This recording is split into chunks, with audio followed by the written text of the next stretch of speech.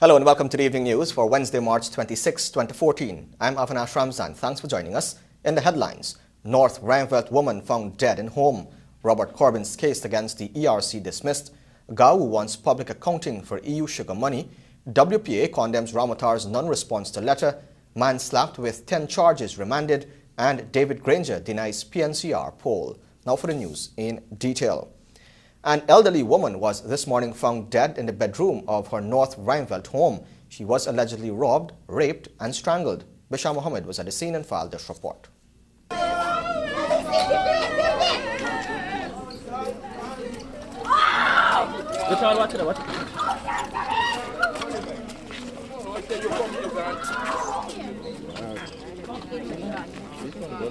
Everything to God in prayer. That was the scene as the body of 75-year-old Joyce Lewis of lot 3630 Christiani Street, North Rheinfeldt, Georgetown, was being removed from her residence by undertakers this morning. The woman's lifeless body was discovered at about 8 hours 30 by her sister, who went to the house after she failed to make telephone contact with the woman. She was found lying on her back with her underwear to her knees, and blood was oozing from her mouth and nostrils. According to information received, the former city council staffer lived alone, but her family members would from time to time check up on her. At the scene, a young man, Shane Willis, told this newscast what he saw when he was asked to check on the elderly woman by one of her relatives. This morning, when I come, my aunt called me and tell me come and make a spot check on the big lady. So when I come, I see her sister in the yard. So when I saw her sister in the yard,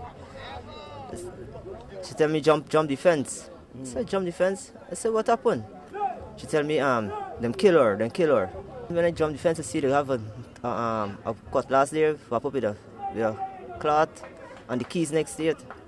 She tell me, show the key to me, tell me go and see if they kill her. I said, go and see the thing. Then she start hollering and start keeping one at night. I jump over back the fence, and I go and tell my mom. My mom call my cousin, and my cousin come. My cousin come, police go in there, you see them tie you up, tie your foot, tie your hand, and then like strangle you. Yvonne, a close friend of the dead woman, says she made plans with Lewis to go out this morning, but after several attempts to contact her, proved futile. We wanted to go out this morning, shopping, to buy water. And so our back light, the light is Yvonne, the black is blown. So we can go buy a new light today. So that the temporary light be 94. The temporary turn light. I phoned today just for 6:30 to arrange the time we go to town. When I phone no answer, and I phone no reply. So I phone our sister, and no reply. Then Stanley from America, I brought him a doctor in America. I called him. And then he called back and get a message that she died. The Evening News understands that the woman's house was burglarized a few weeks ago. Investigators are still to ascertain what was removed from the woman's home. The police are working with the theory that the perpetrators may have gotten access into the woman's house via a bedroom window, since there were several footprints on the white paint. The woman is survived by her 2 brothers and a sister. The police are continuing their investigations. Bisham Mohammed at the Evening News. Former chairman of the Ethnic Relations Commission, Bishop Juan Edgell, has announced that a case that was brought against him by the former leader of the People's National Congress Reform, Robert Corbyn, was on Monday dismissed. More in this report. The former chairman, who now serves in the capacity of Junior Minister of Finance, met with journalists today to make the announcement. We at all times contended that the application by Mr. Corbyn and affidavits in support by Ms. Cheryl Sampson and the late Mistress Deborah Bakker were irrational, characterized by pique, without merit, and unsustainable. It was misconceived, filled with inconsistencies, filled with inaccuracies, was done in bad faith, and was pure politics, a display that revealed the soul and true nature of the PNCR. It was might is right. It was void of logic. It was baseless. It had no place in law. When it was time to defend the matter that they filed, Mr. Corbyn and his group declined. Edgell recalled that in 2011, a few months before the general election, the People's National Congress made an ex parte application for an interim injunction to be made against the Ethnic Relations Commission. Edgell said that the opposition at that time stalled the work of the Committee on Appointments with an aim of stifling the work of the Commission. The plan was to collapse the ERC. The House, by resolution in August of 2007, asked that the ERC continue to function, and it continued to function. From 2007 to 2011, the ERC was constantly under attack from the PNCR. When it was clear that elections were going to be held in June 2011, Mr. Corbyn filed for an injunction restraining the members of the ERC from functioning. Justice Boville Drakes granted that injunction. This matter was fought and defended, and mere days before the 2011 general and regional elections. Since his resignation as chairman, the Ethnic Relations Commission has not been functioning, Edgell reported. He said he hopes now that a Partnership for National Unity and Alliance for Change will now be loud in their support for a reconstituted ERC. He noted too that the presence of an Ethnic Relations Commission is very crucial, especially during election periods. During the 2014 budget presentation on Monday, lawyers of Mr. Corbyn indicated that they did not want to continue with the case. For the Evening News, Alexis Rodney. The Guyana Agricultural and General Workers Union, GAU, says the government of Guyana should make public its expenditure of the 110.1 million euros provided by the European Union for the sugar industry. Nonetheless, the union explains that it is pleased with the $6 billion allocation for the Guyana Sugar Corporation, GAISUCO. Details from Svetlana Marshall. Finance Minister Dr. Ashni Singh said the 110.1 million euros provided by the European Union was completely utilized during the period 2005 to 2013. He explained that the government transferred a total of US $195 million to GAISUCO over the period from 2005 to 2013 in support of its various restructuring and turnaround initiatives. This exceeds the total of 110.1 million euros, equivalent to US $145.9 million received from the EU under the accompanying measures program since its introduction. But the Guyana Agricultural and General Workers Union President Kumal Chan is contending that disbursements only commenced in 2007. We have pointed out that funding from the EU commenced in 2007 in our statement recently.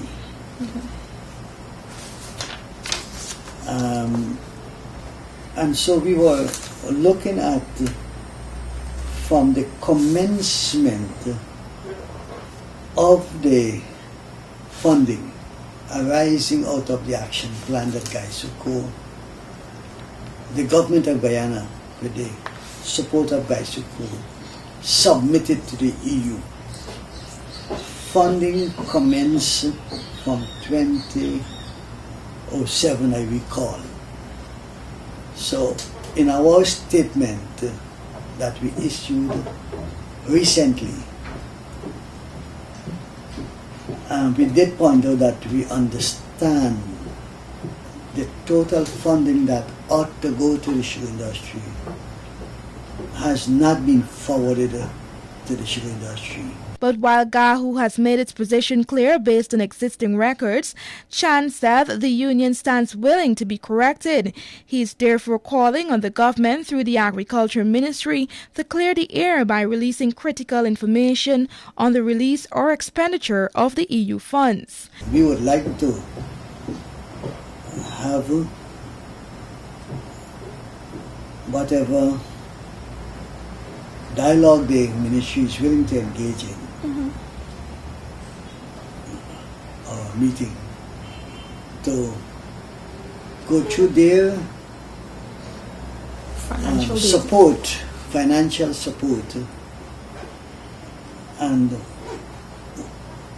vis-a-vis what they receive from the EU, to see whether in fact the full disbursement. Despite concerns surrounding the expenditure of the EU funds, Chan said the allocation of the $6 billion to the sugar industry is a welcome move. This allocation is expected to help the industry achieve the reversal of fortunes that it so badly needs. Gaisuco has faced tremendous problems, but the government is not willing to buckle on the opposition pressure. The union understands the government's commitment to the ailing sugar industry because of the vital role it plays in Ghana's economy. Gahu believes that thousands of workers within the industry would benefit. He also singled out the increase given to pensioners and the provision made for children in the public education sector. We also are very surprised and rather we are very satisfied that the cash incentive to parents whose children are attending public school will receive $10,000 per year per child. This indeed is very encouraging to parents to ensure their children do attend school. However, Chan expressed disappointment that FETAC's proposal to increase the personal income tax threshold from the current $50,000 to $60,000 was not included in the budget. Reporting for the Evening News, I'm Svetlana Marshall. The Alliance for Change, the AFC, says that it will be taking part in the impending budget debate despite staging a walkout from the National Assembly on Monday ahead of the Finance Minister's presentation of the national budget. Here are details. Alliance for Change leader Kemrat Ramjatan says his party will be taking part in the upcoming Budget 2014 debate in the National Assembly. Speaking with this newscast earlier today, Ramjatan noted that the protest action taken by the party on Monday was limited to the presentation of the budget and not the debates on the budget. He noted too that his party will be a party of the Committee of Supply to voice its concern as it relates to certain aspects of the $220 billion budget that was presented by Finance Minister Dr. Ashney Singh. Ramjatan had earlier today told media operatives that he was not satisfied with any aspect of the 2014 national budget. On that note too, he said that the AFC members has pursued the budget, but the group is yet to decide whether it will be offering its support to the budget. Even before the finance minister had gotten to his feet to present the national budget, the AFC had walked out of the budget presentation, stating that it was recording its protest against the violation of the Constitution of Ghana by the PPPC administration by not holding meaningful consultations on the budget. Leroy Bedler reporting for the Evening News.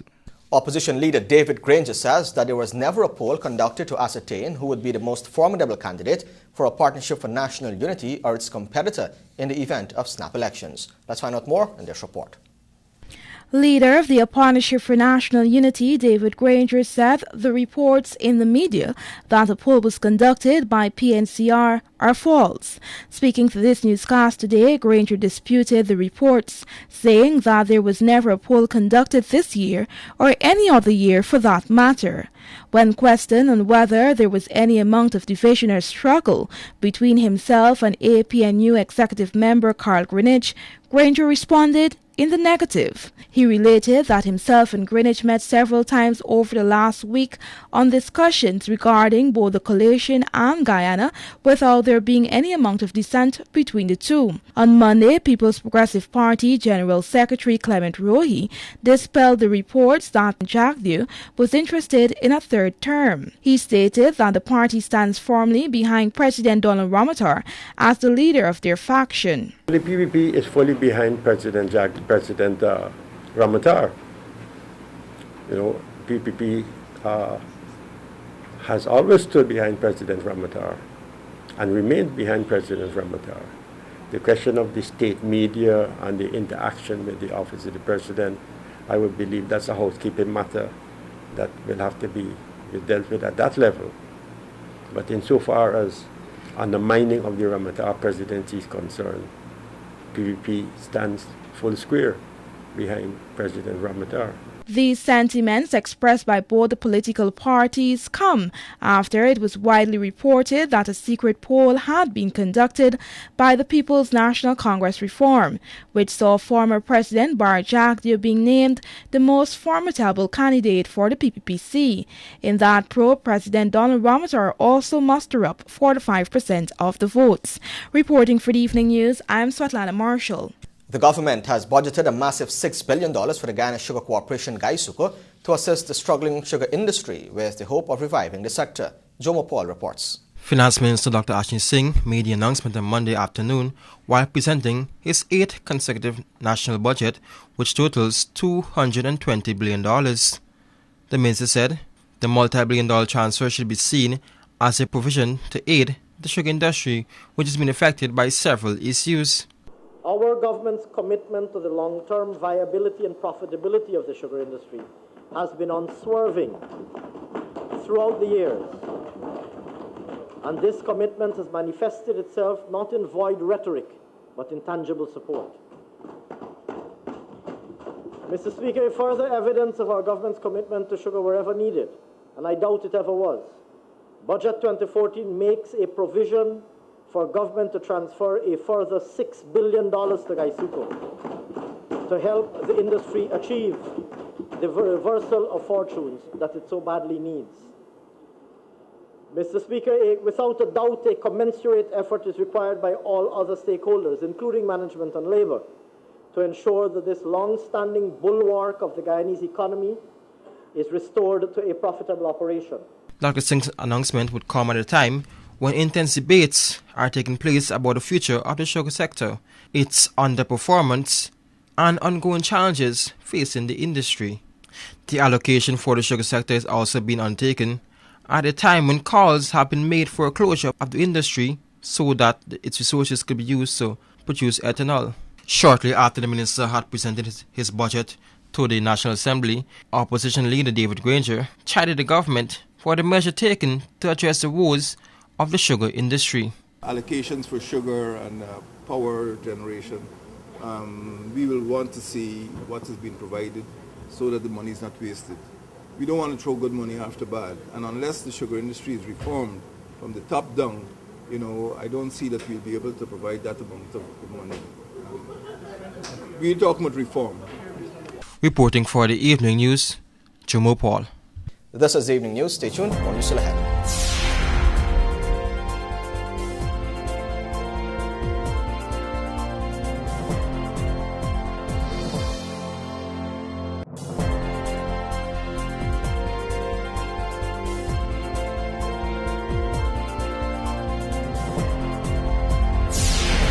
Welcome back. This is the Evening News on TVG.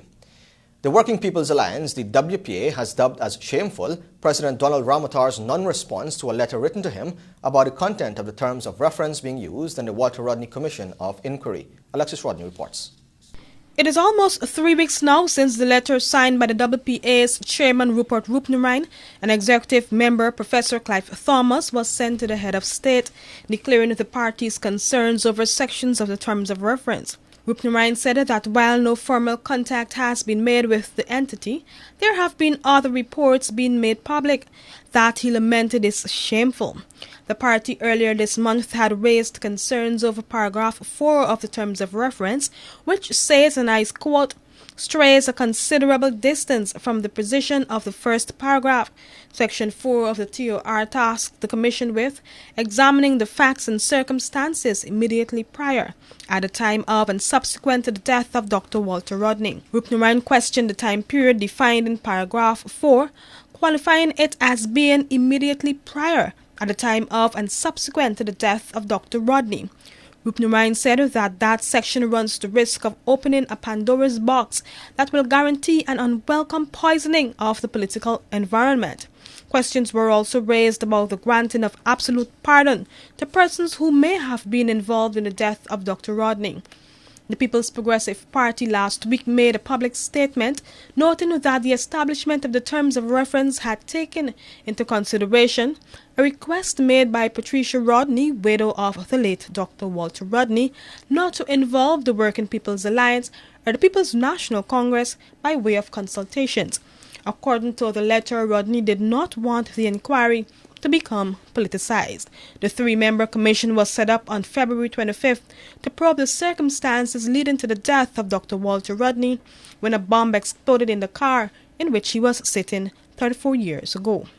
Reporting for the Evening News, Alexis Rodney. The Bureau of Statistics and the United Nations Children's Fund, UNICEF, today launched the Multiple Indicator Cluster Survey, which is aimed at fostering child development. Let's find out more in this report.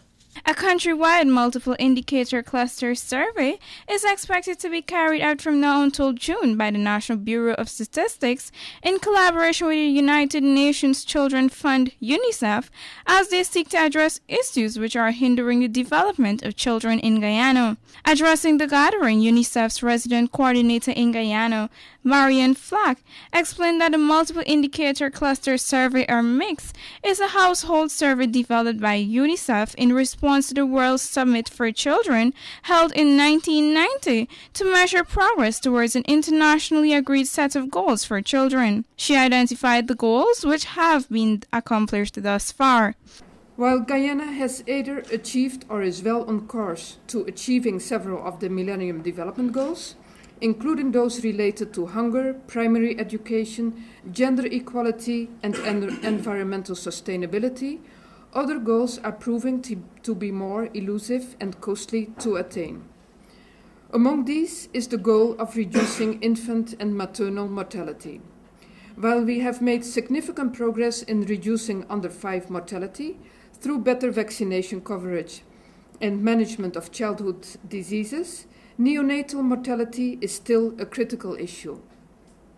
Too many children still die in Guyana from preventable causes within the first month of life. MIX can provide us with the data that we need to identify these trends and how to eliminate them. The MIX is an important monitoring tool for assessing the well-being of children, women, and their families. The agencies are pleading with the general public to cooperate with their agents and provide correct and accurate information in the surveys. The survey will be taken to all of the 10 administrative regions in Guyana and will target an estimated 6,000 persons. For the Evening News, I'm Gomati Gangadin.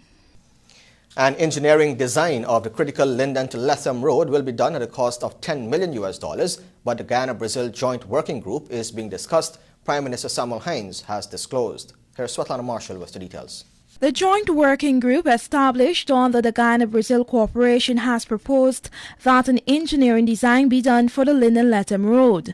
Prime Minister Samuel Hines said Guyana and Brazil are continuing discussions on the payment plan for the design. It is unclear when this aspect of the project will be completed. However, Foreign Affairs Minister Caroline Rodriguez-Burkett said if the US $45 million feasibility and pre-feasibility studies prove that the establishment of hydropower stations in Upper and Middle Mazaruni are viable, then the road project would come on stream at a faster rate. The two are very much connected, in fact, and we have decided between our two countries that the hydro and the road should go together, should move together. And this is why you would see the design studies. We are moving to designing what the road should look like. As Prime Minister mentioned earlier, the road will cost a handsome sum, and we, at this point in time, we are not able to increase our debt, so to speak.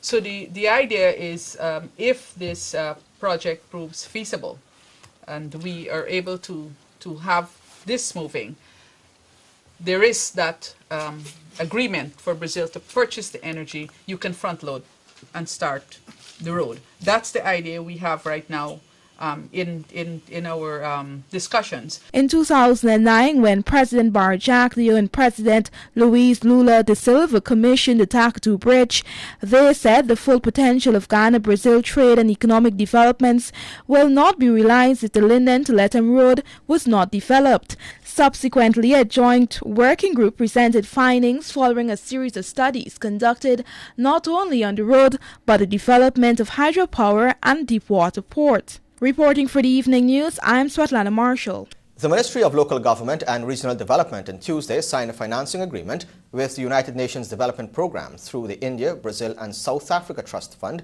to implement a program which will focus on solid waste management. Here are details. The signing of the agreement between the local government ministry and the UNDP was made possible through an open bid held for countries to present their proposals for initiatives. These initiatives are seen as important or necessary in the development of the country.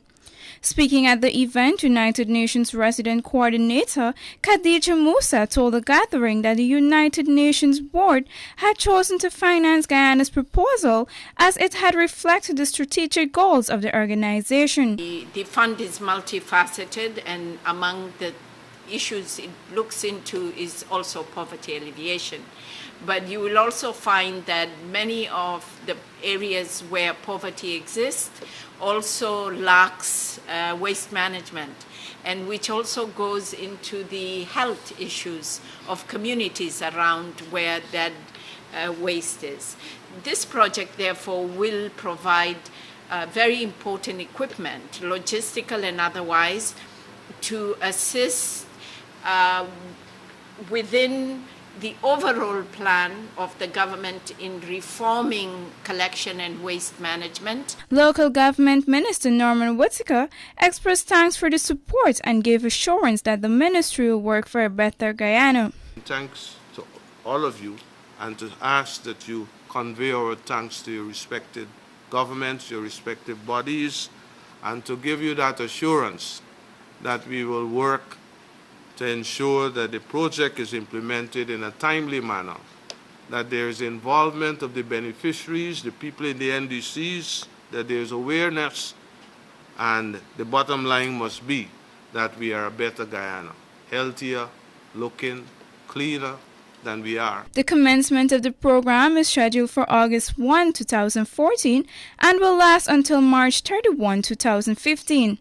In the course of the year-long project, 2 compactors and 2 mini excavators are expected to be sourced to assist in the pickup, transport and disposal of the garbage to the dumping sites.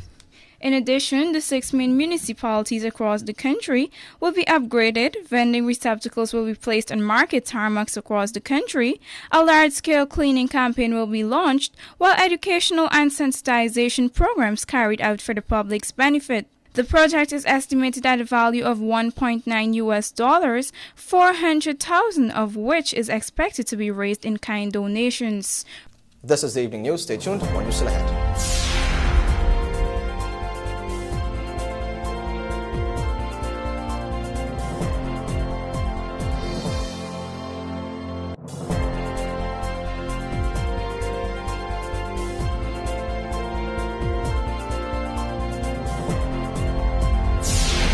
This is Evening News. Welcome back.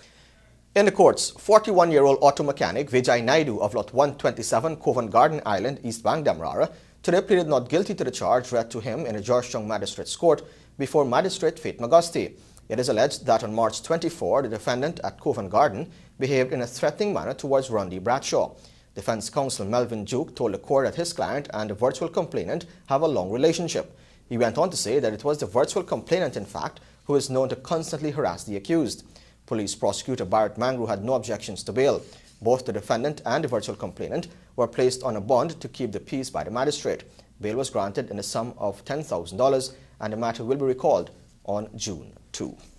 Principal of the Government Technical Institute, Carl Ben, says that the institution is able to supply the labour market with enough skilled workers to support the current construction boom in the economy. Let's find out more in this report. With the demand for skilled construction workers rising as a result of the current boom in the sector, the Government Technical Institute says it's able to adequately meet the rising demand of the workforce and employers. This is according to principal of the institution, Carl Ben, who in an interview with this newscast related that some of the students would be recruiting for well-paying jobs even before they would have completed their course at the institution. He posited that while some of the students would move on to further their education in other tertiary institutions, the latter would be sufficient to adequately supply the intended workforce.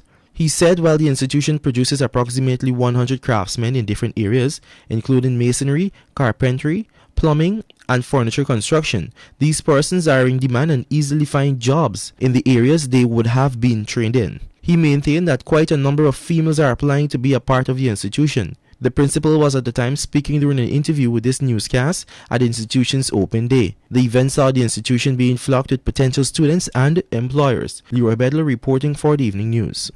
A man was today sentenced to 3 months imprisonment after he appeared in the Georgetown Magistrates Court slapped with 10 charges. Orland Grumble of Lot 227 Alexander Street, Lazytown, Georgetown, pleaded guilty to all the charges read against him.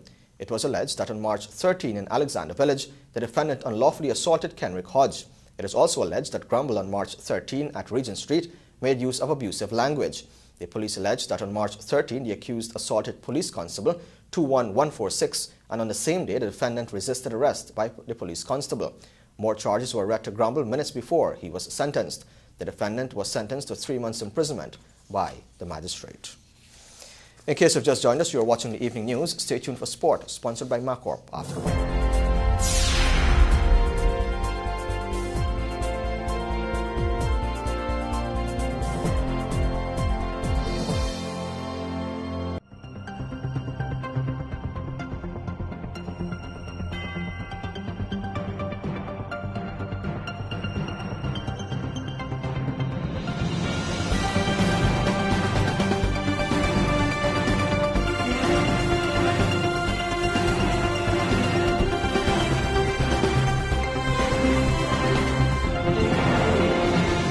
Welcome back. Now for a look at sport, but first the headlines.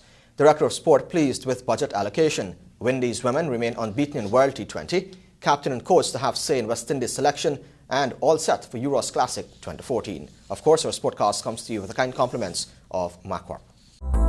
How would you like to get the parts you need at unbelievably reduced prices? For 3 days only, come to our yard sale and choose from thousands of factory fresh parts and used surplus equipment at prices worth shouting about. Visit our Providence location from March 21st to 23rd, starting daily at 9 a.m. Check our website or Facebook page for more information. MacCorp, let's build Guyana together. Welcome back. Now for the details. We start off by telling you that Director of Sport Neil Kumar says the National Sports Commission and by extension the Sport Ministry welcomes the budgetary allocation for the sector this year. During his presentation in the National Assembly on Monday, Finance Minister Dr. Ashney Singh highlighted that some $960 million has been set aside for sport. Significantly, I'm hoping that the warm-up pool could be complete. I'm hoping that very soon we could finish the warm-up pool so the aquatic center could be complete with a 50-meter pool and a warm-up, warm-down pool so that we could host international meets such as Junior Crafty Games, etc. This seems to be a reality now. We'll have also in that money to complete the synthetic track. The Germans, Rugopal, they are presently here in Guyana and we expect them to finish the track. And the other, the clubhouse and the other facilities to accompany with the synthetic track will complete this year, and so we will be able to hold games also at Lenora. So this is very good. We are going to put another $300 million to develop sports facilities around the country. Kumar, during an exclusive interview with this newscast on Wednesday morning, explained how organizations and clubs can access the funding to upgrade their respective grounds. We have a process where you have to come through the NDCs or the RDCs. And we have a thing that we are given $1 million for development. But in special requests, where we see, like for example, we will be spending a substantial amount of money to put lights at Albion Sports Complex, right? So we'll have lights you could have. We will be looking to put some lights at Anne Regina. Minister Anthony is very optimistic that we should put lights at Anne Regina so we could have lights there also. And wherever we'll be looking at uplifting the Mackenzie Sports Club also to enhance it so we could have day and night games there also. But across the board, as you said, what they should do, you'll have to get an engineer estimate, you'll have to bring it in with us, to us, and then we'll decide on the stakeholders and the need as they come in, and we'll allocate the money accordingly. The parliamentarian further pointed out that the response to the grant has been tremendous, as a number of grounds have been upgraded since the initiative was introduced a few years ago. In Berbice, we did about 16 grounds last year. In Region 4, we have done about 12 grounds. In Region 3, we have done about 15 grounds. Throughout the country, for example, you see the Warabadong team that we are so proud about from Upper Maz. It is the ministry that did that ground, and the ministry contribution that has given rise to football being so developed in that area. We have spent a substantial amount of money in particular also, and we hope that we could really stimulate more sports activities in this area. The development and upgrade of grounds around the country will be given added attention, as according to Kumar, the administration is keen on bringing communities together through sport. Now for some cricket news. The West Indies head coach Otis Gibson and captains Darren Sammy and Dwayne Bravo have been added to the selection panel as part of 19 recommendations approved by the Board of Directors of the West Indies Cricket Board to help improve the game in the region. The recommendations were presented by Richard Pybus, the WICB's Director of Cricket, as we hear in this report. The 33-page Pybus report follows a comprehensive 3-month region-wide study which he conducted between November 2013 and January 2014. Pybus, who coached Pakistan and Bangladesh apart from a host of domestic teams around the world, took on his new position last October. Otis Gibson will have voting rights in the selection panel, while Darren Sammy, the Test and T20 captain, and Dwayne Bravo, the ODI skipper, are in the panel as non-voting members. They will be added to the panels that includes Chairman Clyde Butts of Guyana, Robert Haynes of Jamaica, and Courtney Brown of Barbados. Another significant recommendation was the restructuring of the first-class game in the region. There will be a structured year-round cricket program, with each team playing a minimum of 10 matches per season, with a home and away format stretching the domestic season to 6 months. In a bid to further professionalize the game, annual contracts will be given to 15 players from each territorial board. There will be a professional coaching staff for all first-class teams, and all matches will be played at international standard grounds. The WICB will appoint a coach and manager to implement and oversee coaching programs throughout the region and implement the Elite Coaches Pathway program, which will identify current and former players for accelerated coaching training. There was a recommendation to downsize the number of first-class teams from 7 to 6 to make the regional 4-day more competitive, but that decision was deferred. And the West Indies women remain unbeaten in the World T20 with a 36-run win over Bangladesh to add to their win over England in the opening game. Deandra Dutton top scored with 34 in West Indies' meagre 150 all-out, but the Caribbean bowlers hit back in fine style, dismissing the hosts for 79 in 17.3 overs. Shaquana Quinton backed 3 for 5, while Tremaine Smart and Anisa Mohammed had 2 wickets each, as the West Indies women made it 2 wins in 2. Football news. Despite the treatment meted out to its players at the Caribbean Football Union's Club Championships held in Jamaica, Alfred Hammer United emerged winners of Group 3 and successfully qualified for the final leg of the Club Championships. Rajiv Bisnot reports. Speaking at a press conference held at the Watercrest Hotel following the squad return from Jamaica, club president Odinga Lubombo labelled the achievement as historic. Alpha created history during the first leg by winning both their games against a Trinidad and Tobago champion team, the Defence Force, and Jamaica's champion, Harbour View. And according to the club president, such an achievement is quite remarkable. The most fundamental thing is we have been to CONCACAF before on 2 other occasions. If we win, we go again. But the difference is, if we win on our next match, we'll be officially deemed champion club of the Caribbean. And no Guyanese team has ever established that. It'll be historic. It's already historic in the sense that no Guyanese team has ever won a first leg. We've been in tournaments before, but it's the first time in the history of Guyana, that any Guyanese football club has gone this far in terms of winning a first leg. On the other hand, Coach Wayne Dover said the performances were definitely a team effort, adding that the aim is to simply win the fixture and qualify for the Champions League. We look forward to the next round, which is against Valencia of Haiti. As the President mentioned, our aim will be solely on that first game, because that becomes the all-important game in this entire campaign. We win that game, we qualify automatically as one of the 3 teams for the CONCACAF Champions League. And once we win that game, then we will focus to become the Caribbean champions after. But our aim at present is to ensure we win the first match. As I mentioned, is the all-important game. Alpha United will begin their final round of the CFU campaign against top-ranked side Valocine of Haiti on April 18 at a venue still to be announced. And finally, Chairman of the Euros Classic Committee, Euros, has confirmed that all systems are in place for Saturday's staging of the show at the National Cultural Centre. Leading male and female bodybuilders will hit the stage in what is expected to be a night to remember. Here are details. Ross, Guyana's internationally acclaimed bodybuilder, said all the necessary arrangements are in place for Saturday's showdown, reiterating that the Classic is open to all bodybuilders. Basically, the athletes seemingly are viewing this as a very senior event, so I think it is somewhat putting some sort of a withdrawal from the more junior athletes, and the senior ones have a tendency to come forward. But I would like to once again remind athletes, this is the level board. This is the event at which a beginner can be competing against the champion. Just come on board. This is the opportunity for a beginner to upstage the champion. So feel free. Anyone, all are invited to be on stage. It's not too late. You can come and enter at the weighing in, so don't hesitate. Just once you're in shape, come on down. Quizzed on the success of the Euros Classic, Ross said the event has been able to unearth new talents ever since it was first staged in 2008, churning out athletes who have been able to represent Guyana. Yes, actually, we are working in close collaboration with the Bodybuilding Federation, and basically I gave them feedbacks based on what I see in the athletes here, and that has aided them tremendously in their selection of athletes who represent Guyana for the field in Central American Championships. Come Saturday, there will be 3 female categories: bodybuilding for females who are of a more muscular body type, Miss Figure for athletes who are symmetrical and toned, and a Miss Bikini for the softer and more feminine, eye-pleasing type of figure. The male categories are bantamweight up to 65 kilograms, lightweight up to 70 kilograms, welterweight up to 75 kilograms, light middleweight up to 80 kilograms, and heavyweight 80 kilograms and over.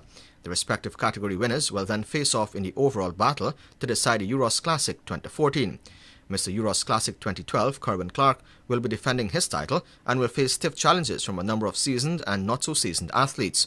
Tickets are on sale at the National Cultural Centre at $1,500 each. And with that, we have come to the end of sport, which is sponsored by MacCorp. Of course, you can find these and many more stories in tomorrow's edition of the Guyana Times. And here's an invitation to join us on TVG Channel 28 and on Radio Guyana Inc. 89.3 in Essequibo, 89.5 in Georgetown and Environs, and 89.7 in Berbice and Unicary, Suriname. Stay tuned. Your Bridge Reports are next.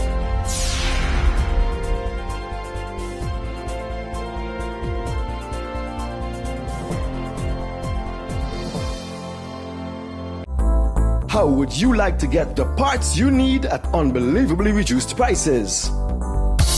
For 3 days only, come to our yard sale and choose from thousands of factory fresh parts and used surplus equipment at prices worth shouting about. Visit our Providence location from March 21st to 23rd, starting daily at 9 a.m. Check our website or Facebook page for more information. MacCorp, let's build Guyana together.